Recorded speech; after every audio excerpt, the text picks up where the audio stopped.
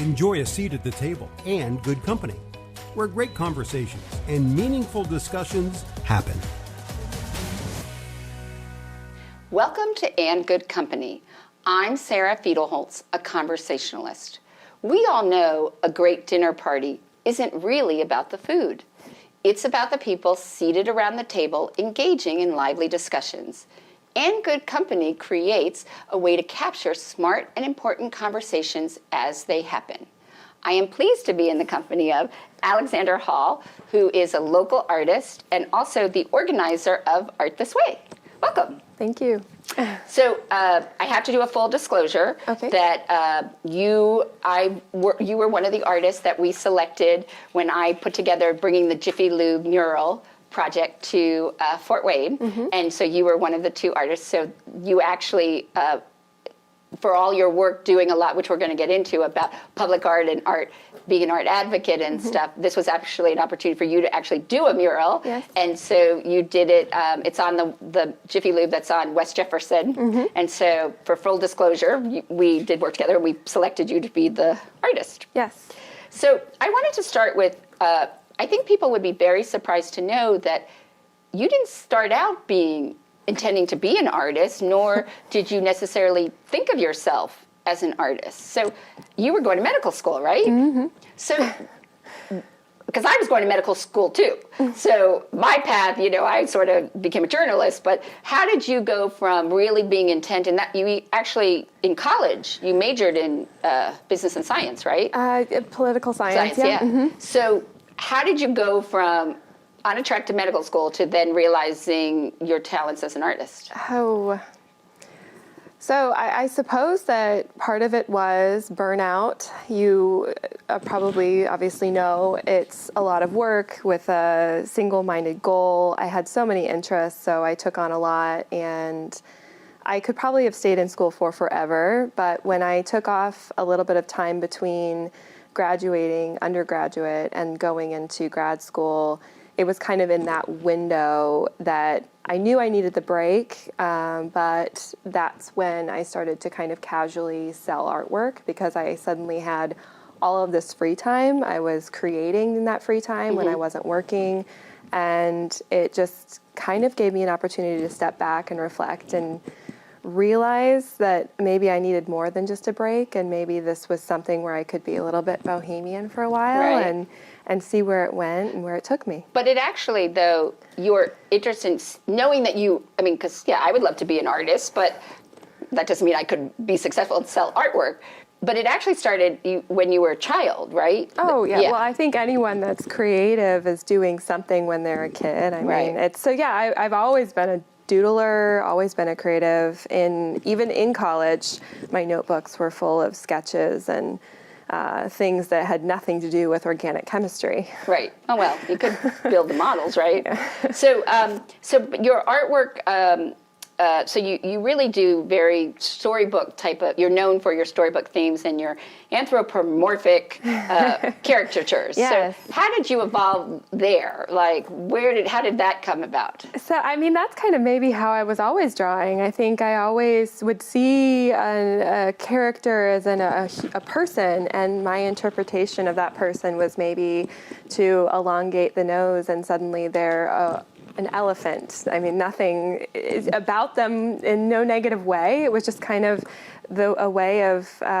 making something extremely whimsical and using my imagination and putting them into ridiculous costumery. So, that was something I was doing in high school, in grade school. It was just what I did. Right. So it wasn't, I don't really know if the leap it happened when I was young, and I've been doing it ever since. But what made you, during the break, because most people, I don't think they would think, I think I'm going to try to sell my artwork. So what was it that, was it a fair? Was it somebody that said, you should take these to and set up a booth? It was my brother. So my brother, James, we have a very interesting relationship, but he knew that I had been creating all along, and he signed me up for an art show while he was at the Dash-In. He was just talking to the owner, and they'd had someone drop out. And as you know, the Dash is known for supporting local artists and giving us a really great space to show our work. And he just mentioned, hey, my sister's doing a lot of artwork. Would you put her into the show? And so he signed me up without asking if I wanted to do that. So that was I was forced out of what was at the time, maybe friends or family saw what I was doing, but this was the first time I exposed myself to the public, I guess. And so do you consider yourself an outsider artist, like a self-taught, because, So there are, so I am self-taught. So you would be considered then an outsider artist. I guess some people would consider me that. Yeah. Yes, I don't know that I self-identify as an outsider artist, but I was self-taught, and this was definitely, as you said, not a goal of mine, and it just has happened, and obviously now, there are goals and there's effort put into it, but at the time it was a little bit more of an organic step into this world. Right. And you've also sort of also decided to go, also from the whimsical, you also have working on more serious, because you were telling me about a series that you were doing. Yeah, so I've done a number of series that go away from what I think people typically think of me. Right. I have the Frog series, but then I've gone into some famous individuals, and these wouldn't be probably what your tween would think are famous people, but like Dmitri Mendeleev, Mark Twain, Hemingway, writers that I really respect, women I really respect, Rosalind Franklin, Marie Curie.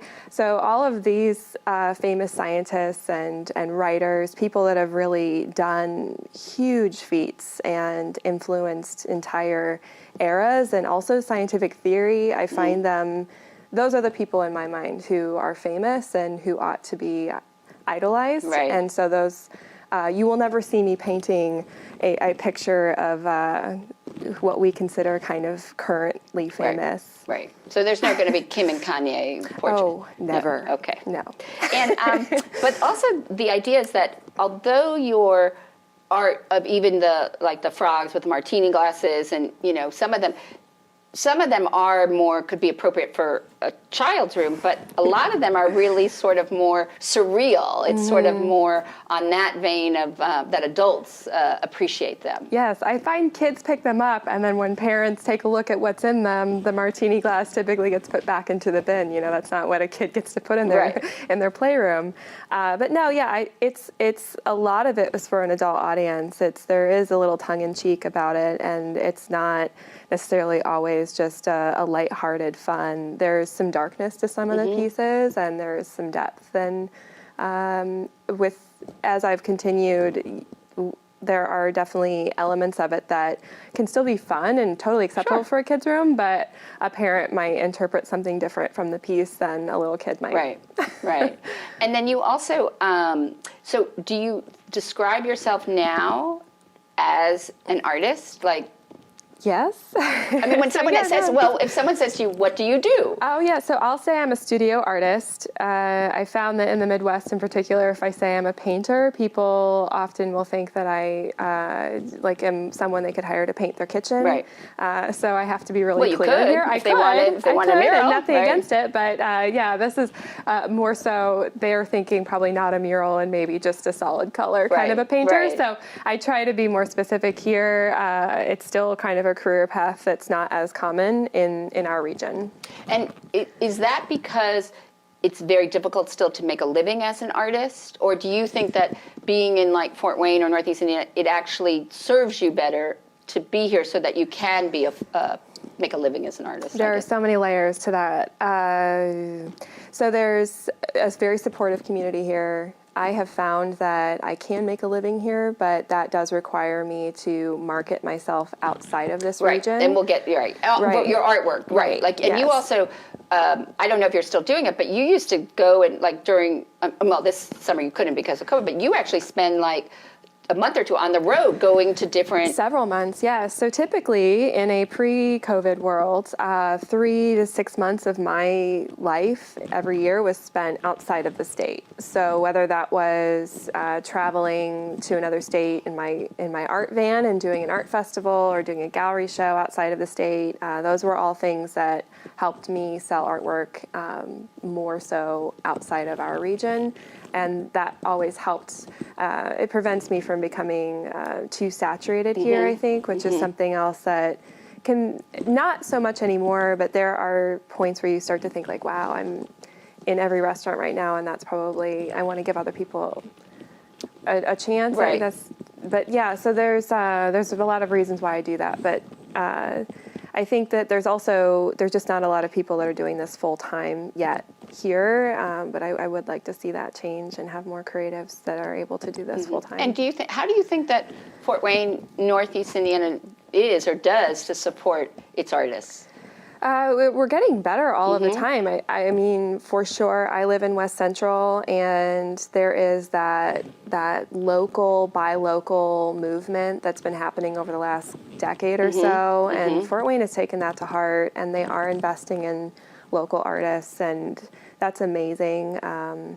So I think that we are creating a community that is fostering that creative talent and that ability for people to make this their only job. Right. But we also, I think, it's not just giving them a platform to showcase, as an event or something, but we also need, to help them, like with housing, to have studios where they can actually do like a live-work studio space.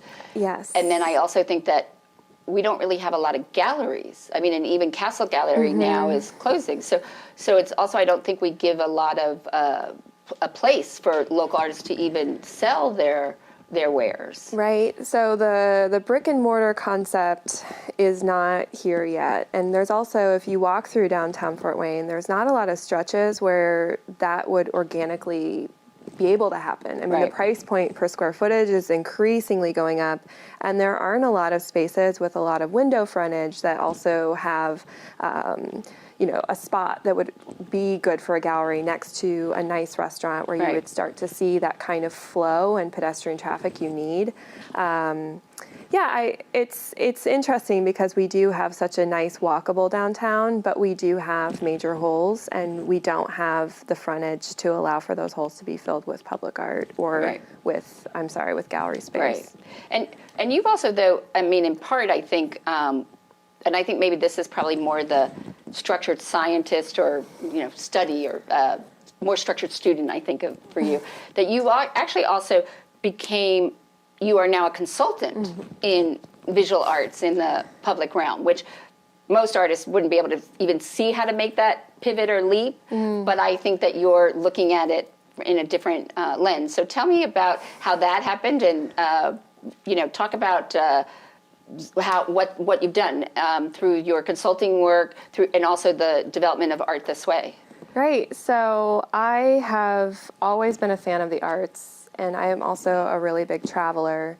So something that I really took away from all of the places I've been in the world was a significant impression of communities that have a solid arts and creative population. So if you go to Berlin, you will find murals. Oh, yeah. If you go to certain areas and certain neighborhoods of major cities, in London as well, it's just organically happening. It's not commissioned, and there's a lot of what people might consider graffiti in the mix. There's a street art culture, but it was something that we just had none of when I first moved back to Fort Wayne, Indiana. And I would have to say that I didn't know that we had the capacity as a community to embrace any element of that culture that I love so much. But when we had that Nosego piece installed on the side of Pint and Slice, thanks to Joseph Zimmerman and the Fort Wayne Museum of Art. We were really putting our toe in the water of what it is to have that street art vibe versus something that always represents Johnny Appleseed or the Three Rivers. Right, or something historic. That also that support that is sort of looking at our past. Exactly. Not necessarily. Exactly. And this is just art And generally, that's what street art culture is. It's art for art's sake. Right. It's amazing. Some of it's someone's name written really well, but other times it's just a really interesting piece of fine art that's been put out for the public to enjoy, and it's free for the public to enjoy. It is a cultural movement that we're about 30 years behind on.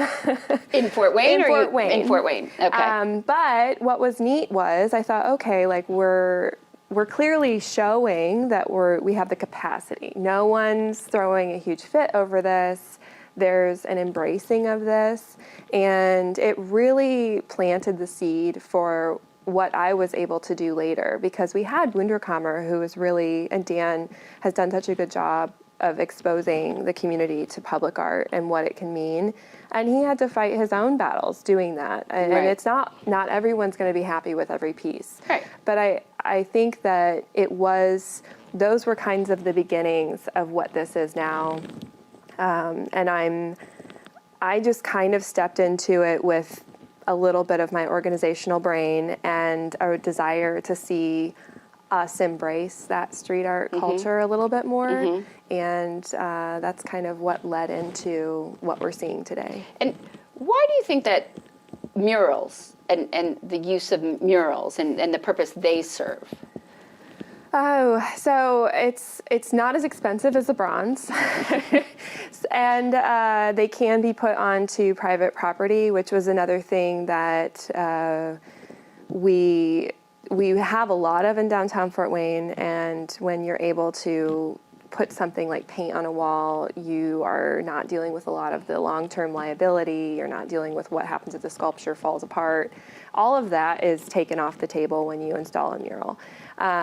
So they can go up quickly, they can last a long time if they're done properly, and we have a lot more opportunity as to where they can go.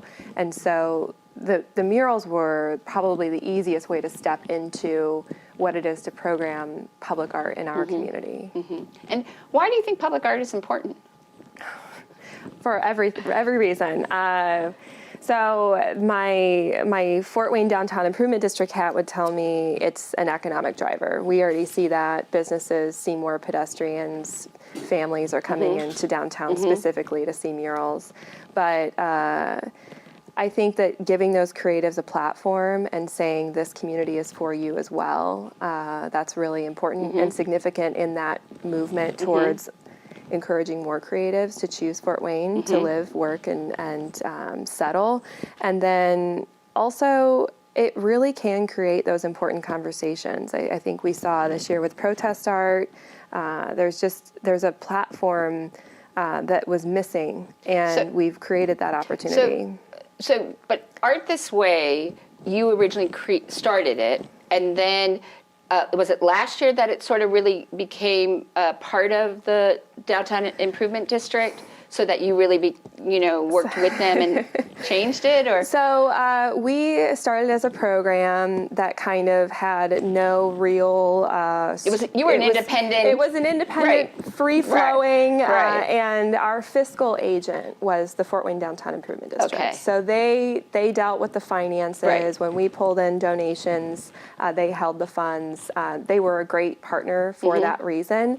And just as the executive director or president transitioned in 2019, that's when they wanted to have more of a umbrella official role in housing the Art This Way program. So we're now in the process of becoming a not-for-profit, and we would be housed under the Downtown Improvement District, and this would just be a program of the Downtown Improvement District, which allows us a lot more flexibility, and we can do larger projects. Right. And that also then, would that allow you also then to partner with the Public Arts Commission? So we've been partnering with them, and we've already partnered with them in the past. So I am a consultant for the Public Art Commission, so I'm able to pretty easily say, hey, this is something that we're working on that actually involves public property as well as private. And so that's where we've seen partnerships benefit both of us, because they are the overseer of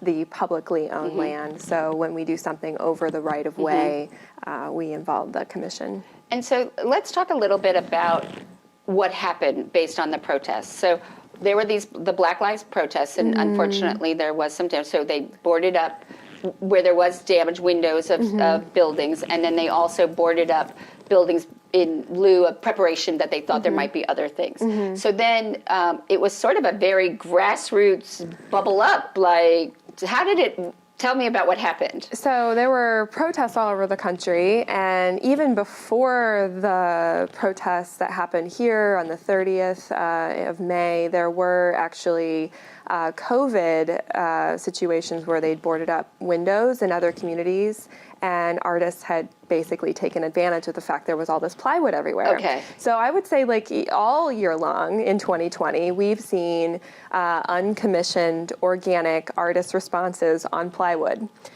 So when we had plywood in Fort Wayne, it was really Alicia Montessori and Adam Garland that first Sunday. And who are they? Are they right? local? So they're local. Alicia Montessori is located on. The school. Yeah, the school. It's Yeah, it's right on Calhoun Street. Right, it's on Calhoun Street. And Adam Garland's a local artist, and the owner of Elysium, Susie, reached out to him. And that Sunday, after the boards went up, Adam and some friends painted just the boards on Elysium. And in kind of spirit of that, we have a lot more structure in what Art This Way does. So we had to put together some proposals and reach out to all the property owners, because all of those boards are privately owned. The moment they go up on those walls, somebody owns them. So it wasn't just a free-for-all. We contacted property owners, and then we sent feelers out to local artists to ask who might be interested. And we paid them a stipend to come out that next weekend and basically share their thoughts. And now they've been taken down. And I noticed in the storefront that used to be the P&N Apparel, there's some of them in there in the window, and it also says Art This Way. So what happened now to all of the artwork that was on the panels? So some of them, they each have kind of a different journey. Some of the pieces, the property owner decided they'd like to hold on to them for the purposes of displaying them inside their own buildings, like the P&N building. And for others, Susie, for example, with Alicia Montessori, she's planning to auction them off to benefit the school. And the Downtown Improvement District and Art This Way worked together to collect as many as we could from those businesses who were willing to donate them to us. And those are currently all on display at Wunderheimer Company. And then there's a committee being formed to determine what would be best as far as this collection goes. Personally, I think that it represents kind of a historic moment in our community. So should it go to the History Center? So I'm not sure if that's what they would want, or if they would just like photo documentation of them. And we are also working with the Fort Wayne Museum of Art. They're doing a Scholastic Award where the student who writes an essay about one of the pieces could be selected and win a monetary award for their work in reflection of the work of the protest art. So we're trying to find as many ways as possible to keep the conversation going, and because it's an important conversation. And so there's lots of different aspects to the whole public art realm. I mean, there's the issue of public space where you do things, and then there's the private, where when you coordinate with a business owner of a building and they say that they would want you to they allow you to do a mural. And then there's also like the building that Utopian owns on Pearl Street, where they had the perfect little almost like garage doors where they wanted to have a series of murals there. And then you also have like the huge Mural Fest endeavor. So talk about the differences. And all over the place. Yeah. I mean, how many murals do we have now downtown? So, let's see. Art This Way, between murals and sculpture, 19 projects that have been facilitated by Art This Way. Right. However, a number of those happened outside of what we program. So there's definitely upwards of, I would say, 24 within the 99 blocks of downtown, like just outside. And those are 24 like larger works. I mean, it's really nice to think about over the last, only the last 8 years. That's what we've seen, which is pretty nice. Yeah. And I'm really excited when I get to show people that. But yeah, so each project to answer your question, each project is very different. Yes. So we know going in typically a budget of what we have to spend, and then we also know that we've signed X number of property owners into agreements, and this is the scope of their wall and what it will cost to program it. And then we also have things like Mural Fest, where there are specific themes and goals in mind, and a specific size wall that we're trying to program. So Mural Fest was the situation where we knew we wanted a 2,000 square foot wall or more. We had a lot of people involved in that project, hundreds of people involved in that project. And that also meant 100 voices as to the theme and what we should see and what this needs to embody. But at the end of the day, all of those pieces, all 11, really said something significant about our region or that specific city. And that was a really exciting thing to see them, to work on them for as long as we did, and then to see them actually coming to life and now seeing the assets. I know that I'm really proud of the one that we have in Allen County, and there are so many talented artists that worked on that, and I'm really pleased with the results.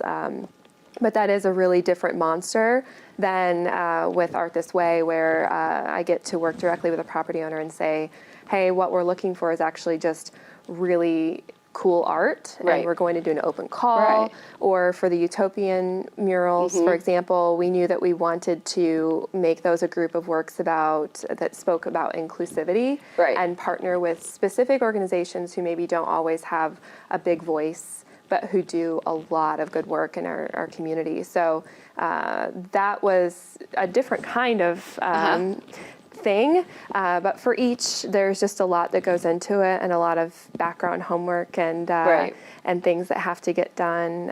Now, for Art This Way, there was the original alley activation project. Was that one of the first endeavors of Art This Way, that you sort of picked the alleys that were like at the cross, right? And so tell me a little bit about how that started it all, really, because that really is what started it, right? Yeah, exactly. So I got involved in that and the initial conversations in early 2016 because there was a desire to maybe see more of what had happened on Pint and Slice.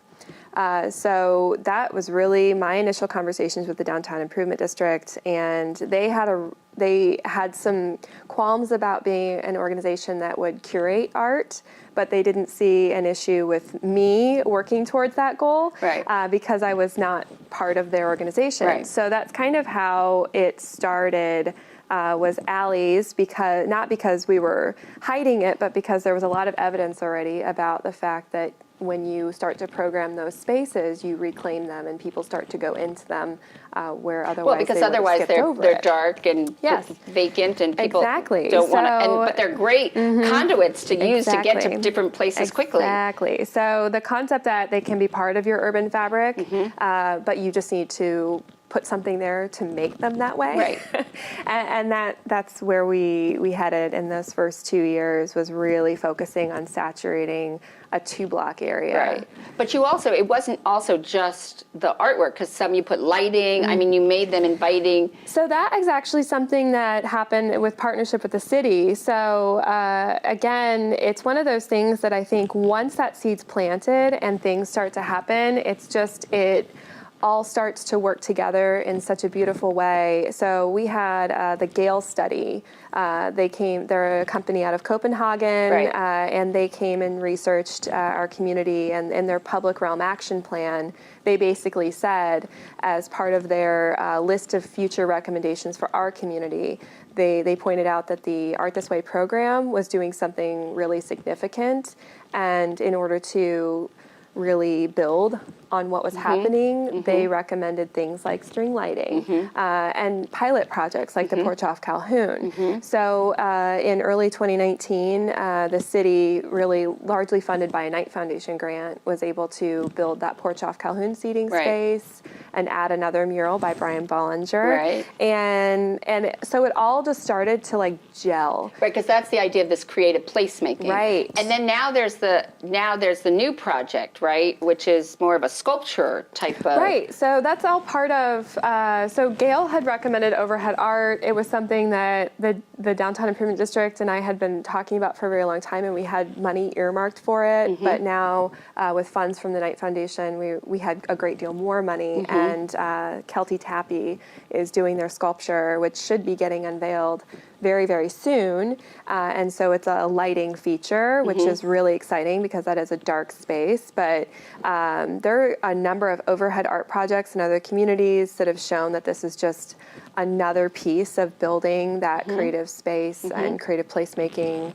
It's just another great mechanism for that. But I'm excited about the direction of being able to partner with the Public Art Commission in the city and seeing more overhead art installations, as well as these public realm seating projects. All of it, I think, is just going to, like I said, continue to build positive momentum, positive experience. I don't know what you call them. So in the plaza that's across the street from the Downtown Improvement office, their office. Yes. So they're like triangles or three-dimensional. And so, I mean, so tell me about that kind of, because that's not a permanent type of thing. Right. And so what is that called? So it's a temporary installation. Okay. Yeah. Okay. So I think that after having done that, my initial hope would be that we do more permanent installations and the occasional. But what temporary. was the point of doing the temporary? Was that also because you saw the positive response to the plywood? So it's a little bit different. So I think that when my discussions with AEP was, they do have this really large space that's perfect for temporary art installation. Perfect for a lot of things. A lot of things. Yeah. And there's just, with this year, they saw every event that they had scheduled to happen on that plaza canceled. And this was something that we knew we could do safely. Artists had a lot of space to work without being too close to one another. And so I given them several different ideas as to what we might do as a temporary art installation.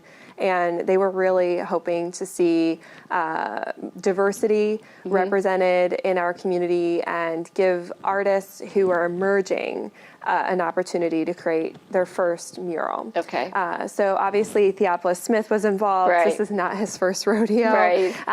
But it was nice to see veteran artists alongside these emerging artists. And then those works got to be up on display for some time.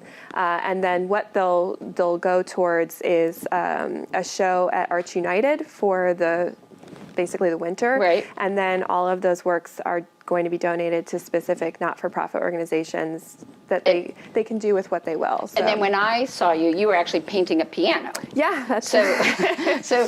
What was the aspect of that part of it? So that was a side thing. So I've been working with Lutheran Life Villages for a couple of years on this concept of making public pianos happen.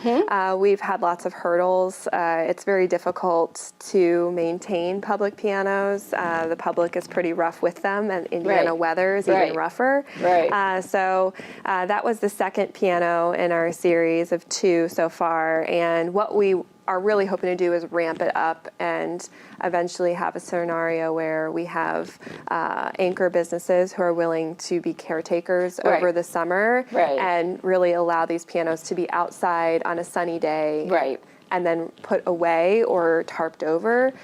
But we are still working out the kinks of that program. In the meantime, I'm painting the piano. So Beth Collier painted the first one, and it's currently in the Hello Mural Alley next to Big Apple Pizza. And it's seen some wear. It's been around for a couple of years now, and every time you move an upright piano, it loses a little something. So it's in poor shape. So this new one that I'm painting that's all green, we're hoping to give it a home next year in a public space and hopefully some sort of protection when it rains. See, what I would have loved with the ones that they put up on those the promenade there, what I would have loved is that if there was also an opportunity for passerbys to like I would love it, like, like you paint one and then someone else comes and does something else. Like I would have liked to see more where, I mean, it was interesting to watch, obviously, the artist's work, but to see something that just organically, or to have one where kids could come and then someone else would come, to bring it also that to inspire people to find their own creativity, or, to do even like a drawing class, for people to come and sit and, draw and, things like that. But I would have loved it. Like, so if one person did something and, like when, you used to write a story and you write a sentence and then you send it along, that I think would have been... it could still happen. Right. I think, just that's... but this whole idea of partly why I think street art and murals are, obviously they're very accessible. So you take away a lot of that barrier that people won't go to a gallery or they don't want to go to a museum, and this idea that creative expression, and that they are an economic driver.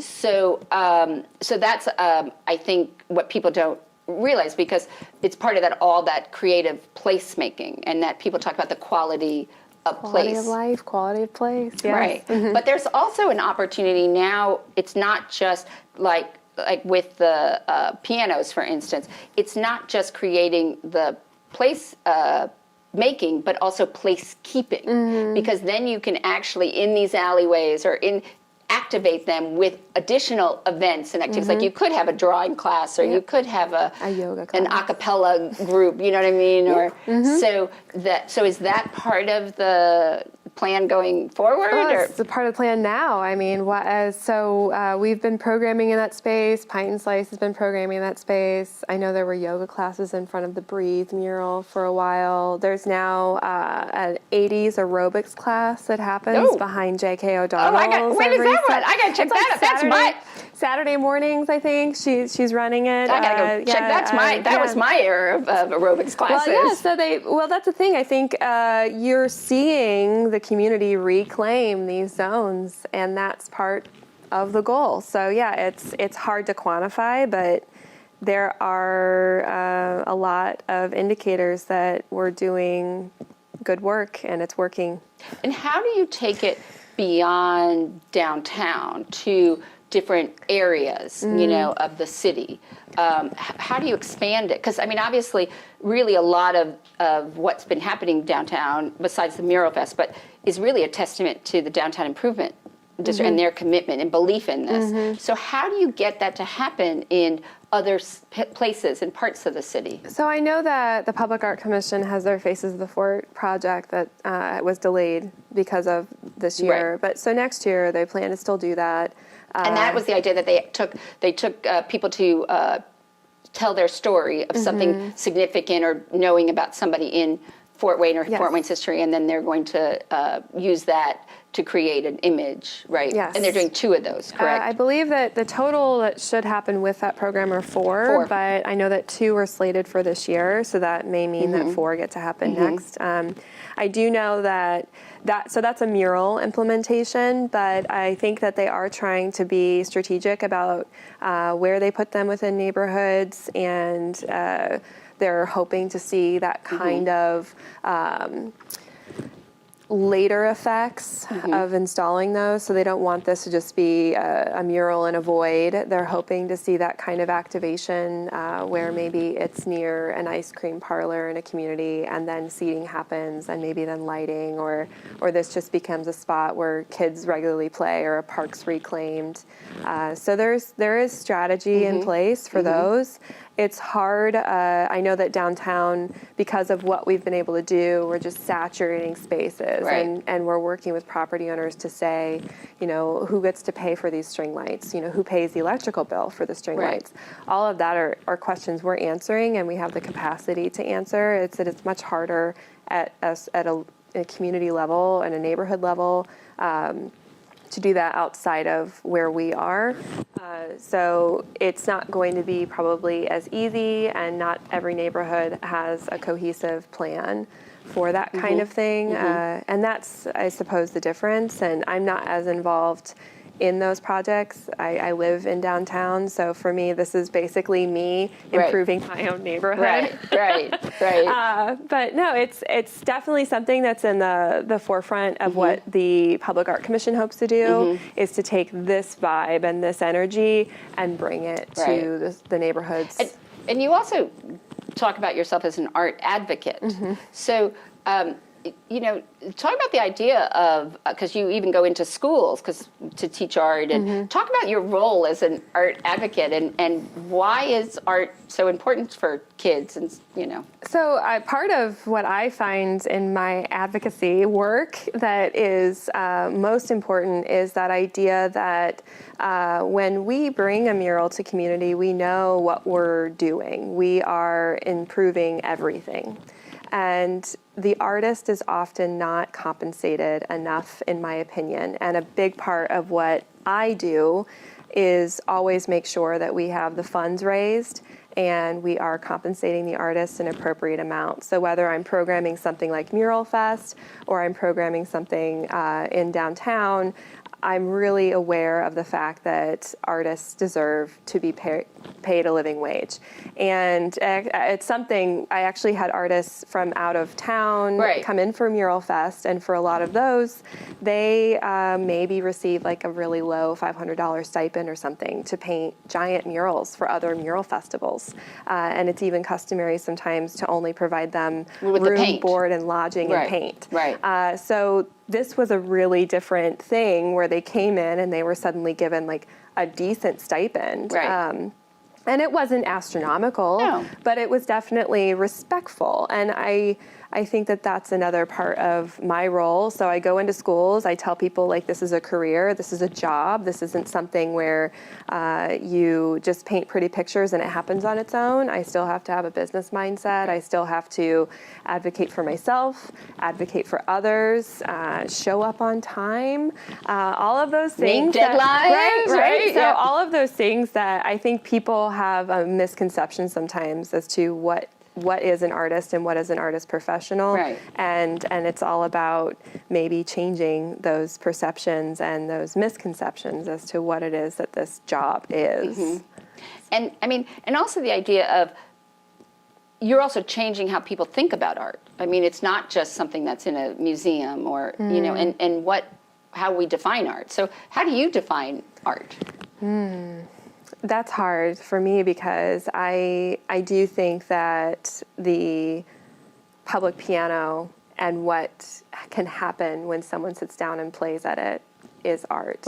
Obviously, music is a form of art, but the energy around string lights and people choosing to duck into an alley, even if they don't appreciate the mural on that side of the building, that's to me also in its own way.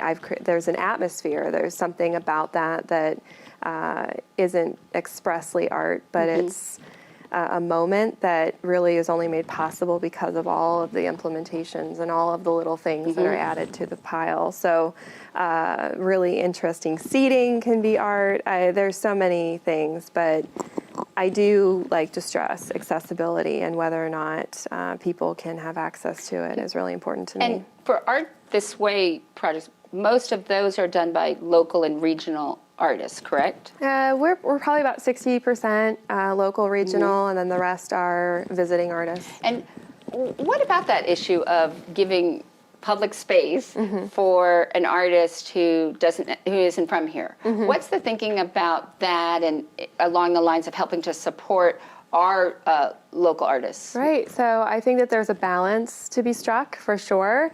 I love that each year we're presenting opportunities to local and regional talent, but I also really enjoy challenging our local artists with talent that's recognized on a global scale. So, for example, 1010. His style may not be everybody's style, but it's very distinctive and it's recognized around the world.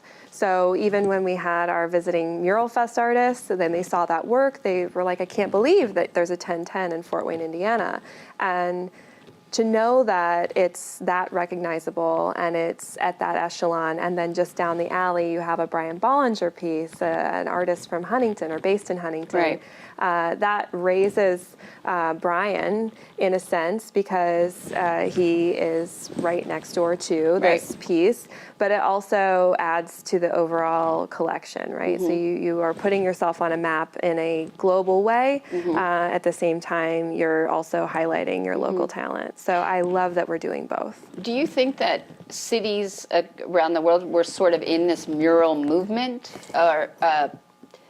or maybe, I mean, like in Miami, we have the Wynwood Wall. So they actually put up walls. Yeah, Art Basel. Right, Yeah, well, I mean, that's the thing, too. Like, that's a culture that's already there, right? Yes and no. I mean, now it's not actually the Art Basel show isn't the thing. It's all the satellite art shows that people, but the fact that they actually put up, and those walls are permanent, but they actually, in some cases, they keep them, but some they paint over and invite another artist to it, and that's become a thing. It absolutely is, to go see the Wynwood Walls before it's gone. Right, exactly. No, it's true. I think that maybe we're more accepting in more cities than in the past. I mean, you'll see, like in the UK and London, they have had it for decades, a very healthy mural scene, and there is that organic lifespan. A mural gets painted over; it has its moment. There are Banksys that are covered in plexiglass by the Heritage Foundation. Well, he probably Well, that's it. I mean, they're trying to save them, where the graffiti world reclaims like Keith it. Haring,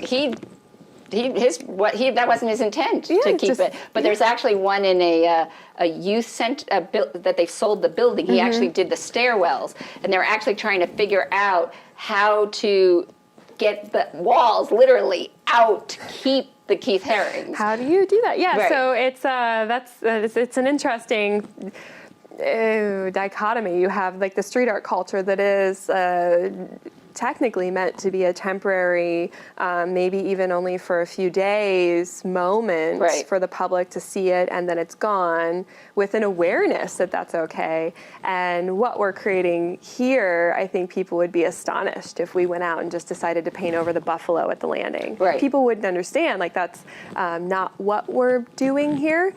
So it's a very different world from what's happening in other street art cultures. So I think that's an interesting thing to note. So what we're creating is the curating, the commissioning of specific kinds of art with a lot of permissions and contracts and rules, and those are going up on walls here. But what's happening in other culture, street art culture, is a whole different world. And I respect both, and I love both. But yeah, it's very different what's happening across the country. Each program is different. Well, maybe we have to start this way and then be more, that'll ease our way into being more, perhaps. Flexible. Yeah. So where do you hope that all this leads? I love that we're challenging, every time we put up a new piece, we're challenging this community a little bit more. I love that it's happening organically without Art This Way's involvement.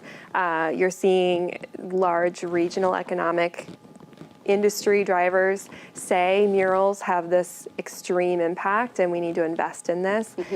So I think we are on that path where we're understanding that public art can have these massive impacts, and that was always where I hoped we would be going. So I'm happy to see that's the direction we're headed, and then hopefully we continue to see more organic, more happen in smaller communities throughout our state. So yeah, I think that I would be happy to see me take a step back and Art This Way even doing less and more of it happening on its own with property owners or giving another invested. artist an opportunity to be able to do art to make a living that in a different way, to be an organizer or to that kind of thing. And so what are you hoping, what are your plans for you as an artist? So I I will continue to be a studio artist. I'm working on a children's book right now for an author out of Kentucky. I'm on one of those pesky deadlines, in fact. Right. And then I do commission work still and commission murals for clients like Jiffy Lube. I think for me, I will continue to do that forever until I'm gone and unable. And then as far as the consulting and the programming of public art, I could see myself probably working with other municipalities and other companies and economic development organizations who are interested in doing things like this, and I would be happy to take contracts and outside of the state even and really help other communities find a way to do something that fits them. So it wouldn't be the same as Art This Way. Mural Fest was definitely not the same as Art This Way. I think I would love to see other communities embrace this and help them build something that works for them. Or what works for their public art. Exactly. Because it can be, people don't realize, like, it could be stuff on the sidewalk. I mean, it doesn't have to only be walls. I mean, sculptures. So, well, my favorite thing really is going beyond just the mural and having the lighting and the seating and the public piano and so saying, activating and here's an entire new event space where you had a parking lot. Like those are the kinds of things that just give me goosebumps, and I'm really excited to see happen. And I know we get to do more of that here in Fort Wayne yet with Art This Way, but to go into another community and help them find that same kind of thing, that would really excite me. And to think creatively about their space, in a sense. Just instead of looking at a blank canvas, you look at the space. So now at the end of each And Good Company, I ask guests the same 12 questions that the French novelist Marcel Proust popularized from a Victorian parlor game. And the idea that these questions will reveal his or her true nature. And I guess in your case, the answers to things that we can't necessarily try to figure out about you in your artwork. So what is your favorite word? Oh my goodness. I've never even thought about that. Maybe anthropomorphic. Okay. And we should define anthropomorphic. That's when you give animals human-like personalities. That concept of, yes. Yeah. And what is your least favorite word? Ooh. I'm trying to think. Conservative, maybe. What turns, okay. Can we define conservative? No, we won't. No, we won't go there. What turns you on creatively, spiritually, or emotionally? Travel. What turns you off creatively, spiritually, or emotionally? What does turn me off creatively, emotionally, or spiritually? Negativity, I guess. Negativity. What sound or noise do you love? A laugh, yeah. What sound or noise do you hate? Oh, probably bad breaks. What profession other than your own would you like to attempt? Oh, probably medicine. You probably would be a very good plastic surgeon because they need to be very artistic. What profession would you not like to do? Oh, I've done a lot of things, but I admire them greatly. Having gone into classrooms many times, I don't know that I would be any good at being actually a teacher. Okay. What do you consider your greatest achievement? Oh my word. Probably selling my first painting. That was probably something really special because it's to someone who was not a friend or family, just a stranger who bought my work. I think that's something where you're like because you've exposed yourself in this way, and in a strange way you can't explain it, and there's something where there's an appreciation that goes beyond obligation, and that's something special. Sure. Yeah. Who, living or dead, would you most like to have a conversation with? I wouldn't mind talking to Rosalind Franklin. I think she would probably have had a lot to say. Okay. How would you like to die? Oh, not by bear. Probably with some heads up. Okay. That's probably my only request, is that I had a little bit of a heads up. Okay. And then, if heaven exists, What would you like to hear God say when you arrive at the pearly gates? Oh, you're allowed in, I guess, like permission. Oh, I thought maybe you wanted to say, oh, there's some walls here that. No, I figure in heaven there's probably murals everywhere. That's Well, they might need a few more. Might need more. I don't know. Well, thank you for coming and giving us a artistic view and taking a seat at the table. Yeah, I thank very you for much having me. So thank you very much. I appreciate it. Please join me next time when you can again enjoy a seat at the table for great conversation and good company.